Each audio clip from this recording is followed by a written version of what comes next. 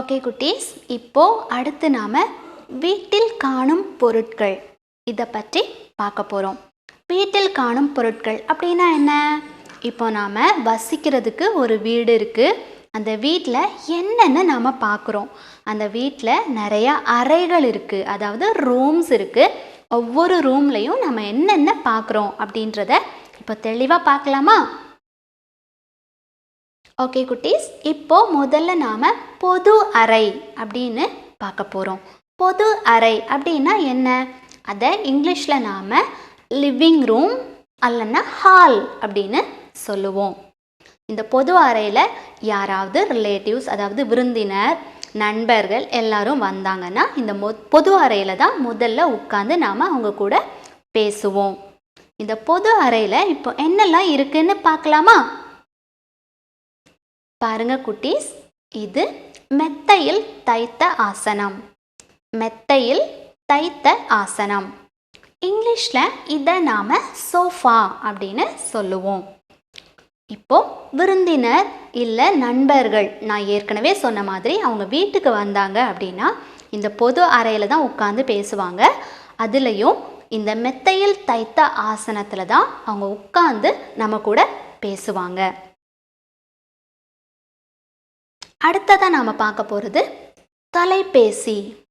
இது தொலைபேசி. இதை நாம் இங்கிலீஷில் டெலிஃபோன் அப்படின்னு சொல்லுவோம். இந்த தொலைபேசியும் நம்மளுடைய பொது அறையில் தான் இருக்கும்.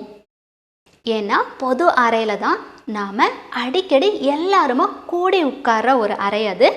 அதனால் யாராவது நமக்கு இந்த மாதிரி தொலைபேசியில் அழைத்தாங்க அப்படின்னா நாம் அந்த பொது அறையில் அந்த தொலைபேசி இருக்கும்போது தான் அவங்களோட பேசுகிறதுக்கு நமக்கு ரொம்ப வசதியாக இருக்கும்.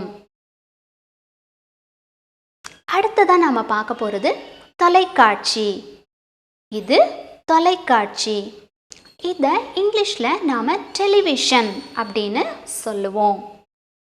தொலைக்காட்சி எல்லார் வீட்லேயும் இருக்கும். இதையும் கட்டாயமாக நாம் பொது அறையில் தான் கண்டிப்பாக வச்சுருப்போம்.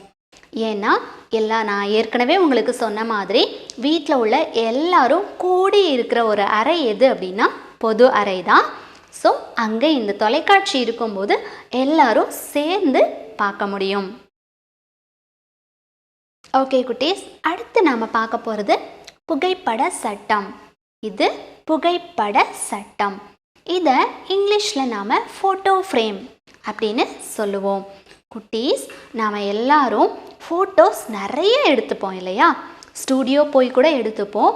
இப்போ அந்த ஃபோட்டோலாம் பத்திரமா நாம் எப்போவுமே பார்க்கணும் அப்படின்னா நம்ம என்ன பண்ணணும் அப்படின்னா இந்த புகைப்பட சட்டத்தில் அந்த ஃபோட்டோவை வச்சு நாம் இதை டிவி மேலெல்லாம் வச்சோம் அப்படின்னா அது எப்போவுமே நம்ம பார்த்து சந்தோஷப்படுறதுக்கு ரொம்ப உதவியாக இருக்கும். அடுத்து நாம் பார்க்க போகிறது முகட்டு விசிறி. இது முகட்டு விசிறி. இதை இங்கிலீஷில் நாம் சீலிங் ஃபேன் அப்படின்னு சொல்லுவோம். குட்டீஸ், ஃபேன் எல்லாருக்கும் தெரியும், வீட்டில் எல்லா வீட்லேயும் கண்டிப்பாக இருக்கும். சீலிங் ஃபேன் அதாவது முகட்டு விசிறி அப்படின்னா அது மேல் சுவரில் இருக்கும். மேல் சுவரில் இருந்து அது நல்லா சுற்றி நமக்கு நல்ல காற்று கொடுக்கும்.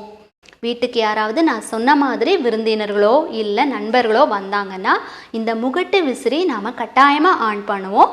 ஏன்னா அப்போதான் நமக்கு ரொம்ப வேர்க்காமல் நம்ம நல்லா நிம்மதியாக பேசி சந்தோஷப்பட முடியும். அடுத்து நாம் பார்க்க போகிறது கணினி. இது கணினி. இதை இங்கிலீஷில் நாம் கம்ப்யூட்டர் அப்படின்னு சொல்லுவோம். குட்டீஸ், இப்போது கம்ப்யூட்டர் இல்லாத வீடே இல்லை அப்படின்னு சொல்லலாம்.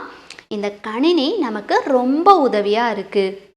குட்டீஸ், நீங்கள் ஸ்கூலில் அதாவது பள்ளிக்கூடத்தில் படிக்கும்போது கூட இந்த கணினி பற்றி உங்களுக்கு நிறையா சொல்லி கொடுக்குறாங்க. நீங்கள் வீட்டில் இருக்கும்போது கூட இந்த கணினியில் நீங்கள் கேம்ஸ், வீடியோஸ் இதெல்லாம் பார்த்து விளையாடுறீங்க இல்லையா? ஸோ கணினி உங்களுக்கு எல்லாருக்கும் தெரிஞ்ச ஒரு பொருள். அடுத்ததாக நாம் பார்க்க போகிறது மடிக்கணினி. இது மடிக்கணினி. இதை இங்கிலீஷில் நாம் லேப்டாப் அப்படின்னு சொல்லுவோம். குட்டீஸ், லேப்டாப்பும் எல்லாருக்கும் தெரிஞ்சிருக்கும். இதுக்கு முன்னாடி நான் உங்களுக்கு கணினி அப்படின்னு சொன்னேன். கணினியில் நீங்கள் என்னெல்லாம் பண்ணுவீங்கன்னு சொன்னேன். அதே மாதிரி தான் மடிக்கணினியும். ஆனால் என்ன ஒரு வித்தியாசம் அப்படின்னா, கணினியை நம்மளால் எங்கேயும் ஈஸியாக தூக்கிட்டு போக முடியாது. ஆனால் மடிக்கணினி சின்னதாக இருக்கும். அதை நம்ம அழகாக மடக்கி எங்கே வேணாலும் அதை தூக்கிட்டு போக முடியும். அதுலேயும் நாம் வீடியோஸ், ஃபோட்டோஸ் எல்லாமே பார்க்க முடியும், என்ஜாய் பண்ண முடியும், பலவிதமான விஷயங்களையும் கற்றுக்க முடியும். உங்களுடைய படிப்புக்கு கூட இந்த கணினி இல்லை மடிக்கணினி ரொம்ப உதவியாக இருக்கும். ஓகே குட்டீஸ், இப்போ அடுத்து நம்ம பார்க்க போகிறது கைபேசி. இது கைபேசி. இதை இங்கிலீஷில் நாம் செல்ஃபோன் அப்படின்னு சொல்லுவோம். செல்ஃபோன் இப்போ இல்லாத வீடே கிடையாது குட்டீஸ். இந்த கைபேசி நமக்கு ரொம்ப உதவியாக இருக்கும். எப்படி அப்படின்னா, நம்ம வீட்டில் மட்டும் இல்லை, எங்கேயாவது வெளியில் போனால் கூட இந்த கைபேசியை நம்ம கூட எடுத்துகிட்டு போக முடியும். அதனால் நம்ம வெளியில் இருக்கும்போது கூட நமக்கு யாராவது இந்த கைபேசியில் அழைத்தாங்க அப்படின்னா, நம்ம எங்கே இருக்கோமோ அந்த இடத்துல இருந்தே நம்மளால் பேச முடியும் அவங்க கூட. ஸோ கைபேசி கண்டிப்பாக உங்களுக்கு தெரிஞ்ச ஒரு பொருள் தான். அடுத்ததை நம்ம பார்க்க போகிறது கடிகாரம். இது கடிகாரம். இதை இங்கிலீஷில் நாம் கிளாக் அப்படின்னு சொல்லுவோம். குட்டீஸ், கடிகாரம் கண்டிப்பாக எல்லார் வீட்லேயும் இருக்கும். எங்கே வச்சுருப்போம் கடிகாரத்தில்? சுவரில், அதாவது வாலில் மாட்டி வச்சுருப்போம். கடிகாரம் பல விதமான ஷேப்ஸில் இருக்கும். கடிகாரத்தை பார்த்து நம்ம என்ன தெரிஞ்சுக்கிறோம் அப்படின்னா, மணி தெரிஞ்சுக்கிறோம். இப்போ நாம் ஒவ்வொரு வேலையாக பார்த்துட்ருக்கோம். குட்டீஸ், நீங்கள் படிக்கிறீங்க, இப்போ 1 மணி நேரம் படிக்கணும், இப்போ 5 மணிலேருந்து 6 மணி வரை படிக்கணும் அப்படின்னா 6 மணி ஆயிடுச்சா இல்லையா அப்படின்னு உங்களுக்கு எப்படி தெரியும்? கடிகாரத்தை பார்த்தா மட்டும்தான் தெரியும் இல்லையா? ஸோ கடிகாரம் ரொம்ப அவசியமான ஒரு பொருள். ஸோ குட்டீஸ், பொது அறையில் நம்ம பார்க்குற ஒவ்வொரு பொருளையும் இப்போ தெளிவாக பார்த்து முடிச்சிட்டோம். ஓகே குட்டீஸ், இரண்டாவதாக நம்ம பார்க்க போகிற அறை படுக்கை அறை. இதை இங்கிலீஷில் நாம் பெட்ரூம் அப்படின்னு சொல்லுவோம். ராத்திரி ஆனால் எல்லாரும் தூங்க போகிறீங்க இல்லையா? அப்போ எங்கே போய் தூங்குவோம் அப்படின்னா, இந்த படுக்கை அறையில் தான் போய் தூங்குவோம். இப்போது இந்த படுக்கை அறையில் என்னென்ன பொருட்கள் இருக்குன்னு பார்க்கலாமா? பாருங்க குட்டீஸ், இது படுக்கை, இது படுக்கை. இதை இங்கிலீஷில் நாம் பெட் அப்படின்னு சொல்லுவோம். இப்போ நான் உங்களுக்கு ஏற்கனவே சொன்னேன், இரவு நேரம் ஆனால் போய் தூங்குறதுக்கு படுக்கை அறைக்கு தான் போவீங்க. அப்படி தூங்குறதுக்கு நீங்கள் எது மேலே படுத்து தூங்குவீங்க? கட்டாயம் மெத்தை அவசியம் இல்லையா? அதாவது ஒரு படுக்கை அவசியம். அந்த படுக்கையில் படுத்து தான் நீங்கள் தூங்க முடியும். ஸோ படுக்கை, அதாவது பெட், எல்லாருக்கும் தெரிஞ்ச ஒரு பொருள். அடுத்ததை நாம் பார்க்க போகிறது குளிர் சாதன பெட்டி. இது குளிர் சாதன பெட்டி. இதை இங்கிலீஷில் நாம் ஏர் கண்டிஷ்னர் அப்படின்னு சொல்லுவோம். இந்த குளிர் சாதன பெட்டி எதுக்காக அப்படின்னு பார்த்தீங்கன்னா, வெயில் காலத்தில் நமக்கு ரொம்பவே ஹீட், அதாவது சூடு அதிகமாக இருக்கும் குட்டீஸ். அப்போல்லாம் நமக்கு ரொம்ப வியர்வை ஜாஸ்தியாக வரும். நம்மளால் இரவு நேரத்துலலாம் தூங்கவே முடியாது. அப்போது நமக்கு இந்த குளிர்சாதன பெட்டி ரொம்ப ரொம்ப அவசியமான ஒரு பொருள். நம்மளுடைய படுக்கை அறையில் இந்த குளிர்சாதன பெட்டி நம்ம பொருத்தி வச்சிட்டோம் அப்படின்னா, நம்ம இரவு நேரத்துலையும் சரி பகல்லையும் சரி எப்போவுமே இந்த குளிர்சாதன பெட்டி நமக்கு அந்த வெயிலில் இருந்து நம்மளை பாதுகாக்கும், நமக்கு குளிர்ச்சியான ஒரு நிலைமையை கொண்டு வரும். அடுத்ததாக நம்ம பார்க்க போகிற பொருள் மேஜை. இது மேஜை. இதை இங்கிலீஷில் நாம் டேபிள் அப்படின்னு சொல்லுவோம். ஓகே குட்டீஸ், படுக்கை அறையிலையும் இந்த மேஜை ரொம்ப அவசியமான ஒரு பொருள் தான். படுக்கை அறையில் நிறைய முக்கியமான பொருட்கள் வைக்கிறதுக்கு இந்த மேஜை ரொம்ப உதவிகரமாக இருக்கும். அது போக குட்டீஸ், நீங்கள் படிக்கணும் இல்லையா? அப்போ உங்களுக்கு கட்டாயமாக உங்களுடைய புக்கு எல்லாமே வைக்கிறதுக்கு, ஈவன் நீங்கள் எழுதுறதுக்கு கூட மேஜையில் வச்சாதான் உங்களுக்கு எழுதுறதுக்கு ரொம்ப வசதியாக இருக்கும். ஸோ மேஜை கட்டாயமாக அவசியமான ஒரு பொருள். அடுத்ததாக நம்ம பார்க்க போகிறது நாற்காலி. இது நாற்காலி. இங்கிலீஷில் இதை நாம் சேர் அப்படின்னு சொல்லுவோம். சேர் எல்லார் வீட்லேயும் இருக்கும். படுக்கை அறையில் கட்டாயமாக நமக்கு சேர் அவசியம். நான் ஏற்கனவே உங்களுக்கு சொன்னேன் குட்டீஸ், உங்களுக்கு படிக்கிறதுக்கு மேஜை ரொம்ப அவசியம் அப்படின்னு. அந்த மேஜையில் நீங்கள் வச்சு எழுதணும் அப்படின்னா நீங்கள் எதில் உட்காந்து எழுதுவீங்க? கட்டாயமாக உங்களுக்கு ஒரு நாற்காலி அவசியம் இல்லையா? ஸோ நீங்கள் எழுதணும், மேஜையில் வச்சு எழுதணும் அப்படின்னா கூட நீங்கள் நாற்காலியில் உட்கார்ந்தாதான் மேஜையில் வச்சு எழுத முடியும். ஸோ நாற்காலி கூட உங்களுடைய படிப்புக்கு ரொம்ப உதவிகரமாக இருக்கும். ஓகே குட்டீஸ், மூன்றாவதாக நம்ம பார்க்க போகிற அறை சமையல் அறை. அதாவது இங்கிலீஷில் அதை கிச்சன் அப்படின்னு சொல்லுவோம். சமையல் அறை அப்படின்னா என்ன குட்டீஸ்? உங்களுக்கு கட்டாயமாக தெரிஞ்சிருக்கும். சமையல் அறையில் தான் அம்மா போய் எல்லா விதமான உணவுப் பொருட்களையும் சமைப்பாங்க. அவங்க சமைச்சா மட்டும்தான் நம்ம தினமும் சாப்பிட்டு நல்ல ஹெல்த்தியாக இருக்க முடியும் இல்லையா? ஸோ இப்போது இந்த சமையல் அறையில் என்னென்ன பொருட்கள் எல்லாம் இருக்குது அப்படின்னு ஒன்றொன்னா நம்ம பார்க்கலாமா? இது குளிர்பதன பெட்டி. இது குளிர்பதன பெட்டி. இங்கிலீஷில் இதை நாம் ரெஃப்ரிஜிரேட்டர் அப்படின்னு சொல்லுவோம்.